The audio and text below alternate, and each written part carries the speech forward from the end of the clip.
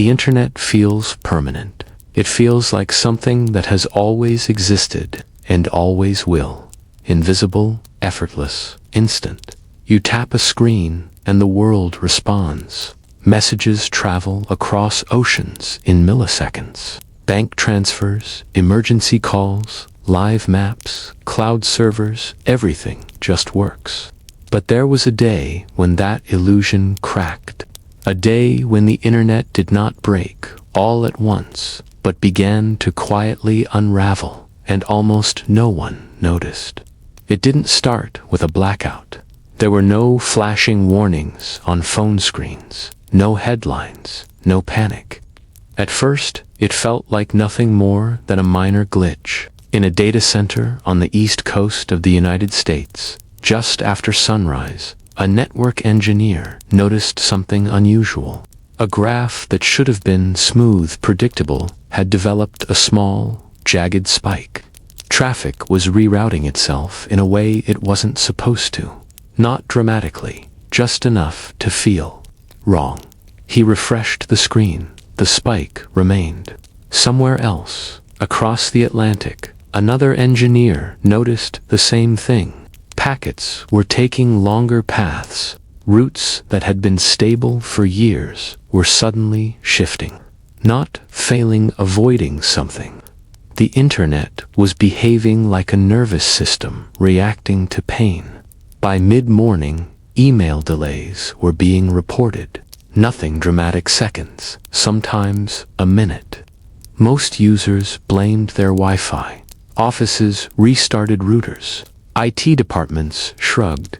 But inside the rooms where the internet actually lives, windowless halls filled with humming racks and blinking light Sunnis began to spread. Because this wasn't a local problem. This was structural. The internet is not a cloud. It is not magic. It is cables, switches, routers, protocols, and trust. Trust that every part of the system will behave exactly as expected. That trust was beginning to erode. Deep beneath the ocean, fiber optic cables carried pulses of light across continents. On land, massive routing centers decided millions of times per second where each piece of data should go. These decisions are made automatically, guided by a silent agreement called BGP, Border Gateway Protocol. BGP is how the internet knows where everything is. And that morning, BGP was lying. Not maliciously, not intentionally. But once a false route entered the system, the internet began believing something that wasn't true. Traffic meant for Europe drifted toward Asia. Data meant for banks detoured through unknown networks. Some connections vanished entirely, swallowed by paths that led nowhere. Still, for most people, life continued. Streaming videos buffered for a moment longer than usual. Online games lagged. Navigation apps hesitated before updating. Small annoyances. But for the engineers watching from behind their screens, it felt like watching a hairline crack spread across a dam. The problem with the internet is that it fails silently until it doesn't. By early afternoon, major providers began to notice something worse. Entire segments of the network were becoming unreachable. Not offline, not destroyed, just invisible. Routes that had existed for decades were no longer being advertised. Servers could not find each other. Systems designed to fail gracefully were being forced into desperate improvisation. Data centers switched to backup routes. Backups routed through backups. Traffic piled onto narrower paths, never designed for that kind of load. The internet was still alive, but it was limping. In one control room, a senior engineer leaned forward, staring at a wall of monitors. "This doesn't feel random," he said quietly. He was right. Somewhere, a single misconfiguration, a small human mistake, had begun propagating outward. A wrong announcement, a route that shouldn't exist. And the internet, trusting by design, accepted it, because the internet assumes cooperation. It assumes no one lies. As traffic rerouted, something unsettling happened. Certain regions became unreachable, not just slow, but unreachable. Financial systems relying on real-time verification began failing over 2 manual modes. Automated trading systems froze. Airline reservation systems stopped syncing properly across regions. Nothing had crashed, but nothing was stable either. The danger wasn't what had already happened. It was what was about to. Because once the internet begins routing traffic incorrectly at scale, recovery is not guaranteed. Fixing the problem requires coordination across companies, across borders, across time zones, and coordination takes time. The internet was running out of inside operations centers. Phones rang constantly. Engineers spoke in clipped sentences, exchanging fragments of information. Are you seeing this route? We just lost reachability to 3 peers. This shouldn't be possible, but it was. And as the sun dipped lower in the sky, the internet continued to degrade, not dramatically, not explosively, but steadily, like a system bleeding internally. Most of the world still didn't know, but somewhere in the backbone of modern civilization, something essential was failing, quietly, relentlessly. And if it wasn't stopped soon, the internet wouldn't just slow down, it would disappear. Inside the backbone of the internet, time began to behave strangely. Seconds mattered now. Minutes felt dangerous. Hours felt impossible. Engineers understood something the rest of the world didn't yet. The internet was no longer healing itself. Its automatic defenses, redundancy, rerouting, failover, were being exhausted. Each fix created new pressure somewhere else. Each workaround narrowed the margin for error. The system was still standing, but it was no longer stable. At one major exchange point in the United States, traffic volume surged far beyond normal limits. Cables designed to handle peak loads began running hot. Routers dropped packets not because they were broken, but because they were overwhelmed. The internet wasn't collapsing, it was choking.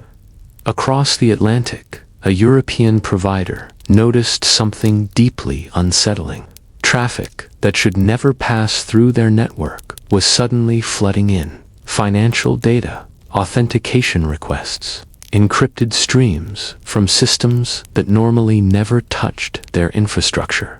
This wasn't just congestion, it was misdirection. Someone, somewhere, had accidentally told the internet a lie about where destinations live, and the internet believed it.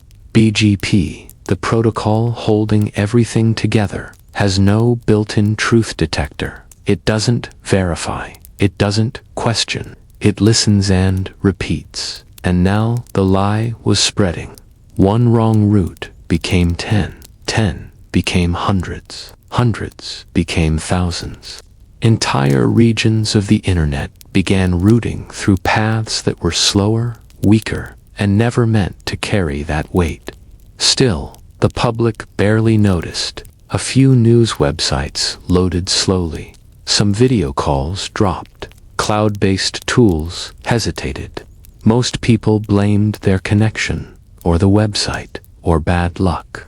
But behind the scenes, alarms escalated. Network operation centers shifted from routine monitoring to full incident mode. Whiteboards filled with scribbled IP ranges. Engineers joined emergency calls that spanned continents, voices overlapping, accents blending, urgency rising. No one touched production unless confirmed. Rollbacks aren't propagating. We don't know where the bad announcement originated. That last sentence was the most dangerous. Because if you don't know where the problem began, you don't know how far it has spread. And the internet has no central switch, no master control room, no kill switch. Fixing it requires cooperation from companies that normally compete, governments that don't trust each other, and systems that were never designed to be shut down all at once. As afternoon turned into evening, the first real-world consequences began to surface. Banks in multiple countries experienced delayed transaction verification. Nothing failed outright, but confirmations lagged long enough to trigger internal safeguards. Automated systems paused transfers rather than risk inconsistency. Airlines noticed reservation systems falling out of sync between regions. Seats appeared available in one location and sold out in another. Check-in desks reverted to manual confirmation. Hospitals relying on cloud-based record access experienced intermittent outages. Staff switched to local backups, unaware that those backups existed precisely for moments like this. All of it was subtle. All of it was survivable. But it was accumulating. Inside one data center, an engineer stared at a routing table that made no sense. "These paths don't exist," he said, yet the traffic insisted they did. That's when the fear shifted from confusion to realization. If the incorrect routes didn't stop propagating, the internet would eventually begin eating itself. Traffic would loop endlessly. Packets would vanish into dead ends. Core systems would become unreachable not because they were offline, but because no one could find them anymore. Digital isolation, a quiet kind of disappearance, the kind no one is ready for. Emergency coordination intensified. Major providers began manually filtering routes, blocking suspicious announcements, trying to contain the spread. But manual intervention is slow, and the internet moves at machine speed. Every second mattered. And then something worse happened. A critical exchange point stopped responding. Not crashed, not powered down, just unreachable. Traffic trying to reach it was being misrouted into nowhere. This exchange wasn't visible to most users, but it was foundational. Its disappearance created a void, and traffic rushed to fill it, overwhelming nearby systems. That's when the first regional blackouts began. Not electrical, digital. Entire networks lost access to large portions of the internet. Websites loaded partially, then not at all. Messaging services showed messages sent but never delivered. Still no headlines. Still no panic. But inside the rooms that kept the internet alive, no one was sitting anymore. They stood. They leaned forward. They stopped blinking. Because now the question wasn't if the internet could fail. It was whether it could be fixed before the failure crossed a line no one knew how to reverse. The truth rarely spoken aloud was this: if enough core routes vanished at once, recovery could take days, possibly longer. And in a world built on real-time connectivity, days without the internet would not feel like inconvenience. They would feel like collapse. As night approached, engineers began doing something they almost never do. They talked about the unthinkable. What if we have to isolate regions? What if we intentionally cut connections to save the rest? What if we lose global coherence? No one liked the answers, because isolating the internet to save it means breaking it on purpose. And once broken, there is no guarantee it comes back the same. Somewhere deep inside the system, the lie was still spreading, and the window to stop it was closing. By the time darkness spread across North America, the internet was no longer behaving like a single system. It had fractured. Pockets of connectivity still functioned normally, while others drifted into isolation. Some regions could access certain services, but not others. A website might load in one country and be completely unreachable in another, as if parts of the digital world had slipped out of alignment. To the average user, it felt strange, but not yet alarming. To the engineers watching the backbone, it felt like watching a map dissolve. The lie inside the routing system had multiplied faster than anyone anticipated. Each network trusted its neighbors. Each neighbor repeated what it heard. And now the incorrect information had become so widespread that identifying the original source was nearly impossible. This was the internet's greatest strength, its greatest weakness. There was no central authority to correct the record, only consensus. And consensus had broken. Emergency calls grew quieter, not because the situation improved, but because there was nothing new to say. Everyone was seeing the same thing. Everyone knew the stakes. If the wrong routes continued to dominate, legitimate paths would be drowned out. Critical systems would become unreachable simply because no valid road to them existed anymore. The internet would still be running, but it would be lost. Inside one operations center, a decision was made that would normally require weeks of planning. They would withdraw thousands of routes at once, intentionally. It was a digital amputation. The idea was brutal but simple. Remove entire sections of the internet from global visibility to stop the lie from spreading further. Isolate the infection. Protect what remained. The risk was enormous. If they pulled too much, they could accelerate the collapse. If they pulled too little, nothing would change. There was no simulation for this. Only instinct, only experience, only fear. One by one, providers around the world agreed to coordinate. Quiet messages passed between engineers who had never met, bound together by the understanding that if this failed, nothing would work tomorrow. Routes vanished. Traffic shifted violently. Graphs spiked, then flattened. For a few terrifying minutes, everything looked worse. And then slowly, something changed. Some paths began stabilizing. Certain unreachable systems reappeared, faint at first, then stronger. Data that had been looping endlessly began finding destinations again. The internet exhaled, not fully, not safely, but enough to survive. The lie was weakening. Engineers worked through the night, manually validating routes, filtering announcements, restoring trust piece by piece. It was painstaking, exhausting, human. There was no automation left to rely on, only people. By early morning, the internet had not collapsed, but it was scarred. Traffic patterns were altered. Redundancies had been consumed. The system was alive, but fragile. And then, finally, the source of the lie was identified.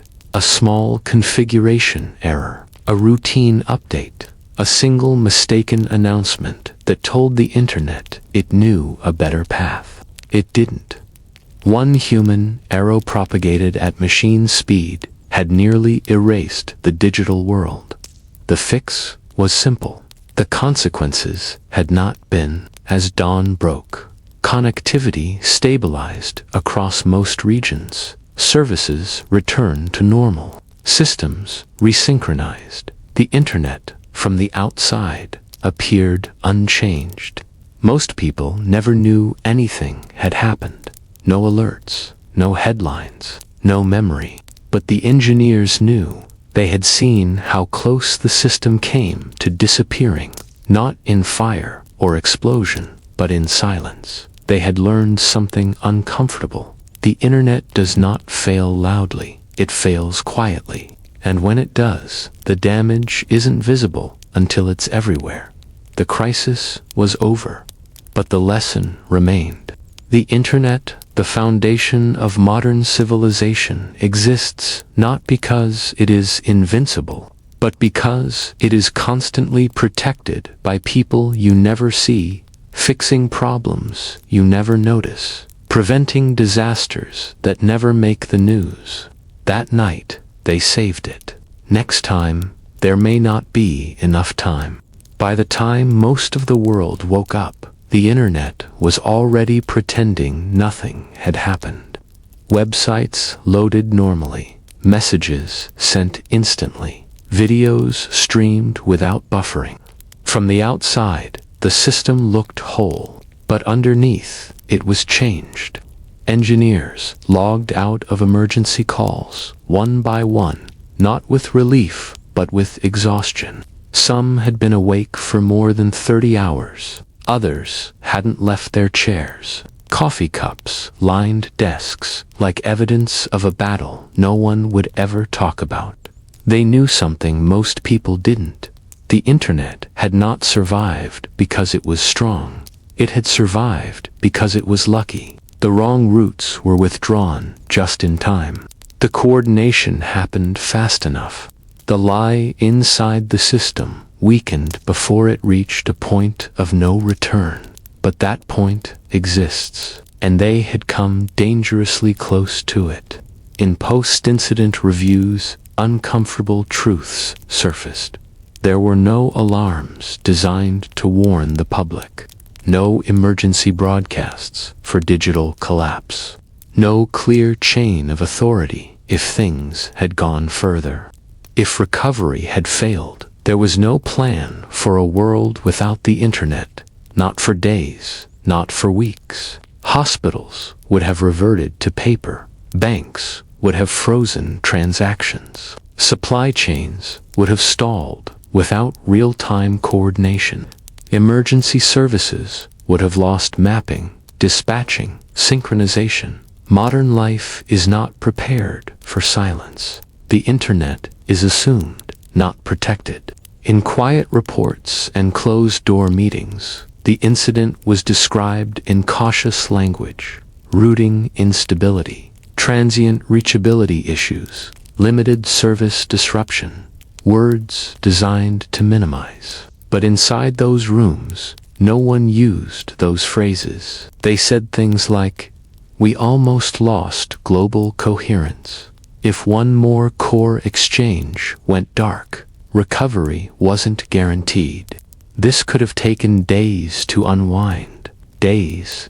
In a hyper-connected world, days without the internet would not feel like inconvenience. They would feel like regression, like panic, like isolation, like being cut off from reality itself.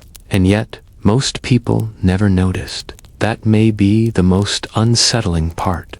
The internet nearly disappeared. And life went on, unaware of how thin the margin truly is. Because the internet does not announce its failures. It erodes silently, line by line, route by route, decision by decision. And every one of those decisions is ultimately human. A checkbox left unchecked, a configuration pushed without review, a system that trusted too easily. The architecture of the internet was built for openness, cooperation, and growth, not for defense against itself. It assumes good faith. It assumes competence. It assumes tomorrow will look like yesterday. That day proved otherwise. As the sun rose, engineers archived logs and closed tickets. Systems returned to automation. The internet resumed its illusion of permanence. But those who were there carried something forward, a memory of watching the digital world blur at the edges. A knowledge that modern civilization rests on invisible agreements and fragile trust. And a question no one could fully answer: what happens next time? Because there will be a next time. The internet is larger, now faster, more complex, more essential. And every day, millions of changes ripple through it quietly, constantly, invisibly. Most are harmless. One won't be. When that day comes, there may not be enough time to catch the lie before it spreads. And the internet won't fall in flames or explosions. It will simply stop making sense. Roots will vanish. Systems will drift apart. The world will feel strangely disconnected. And only then will people realize how much of life depends on something they never see. The internet didn't die that day, but it showed how easily it could, and how close we already were.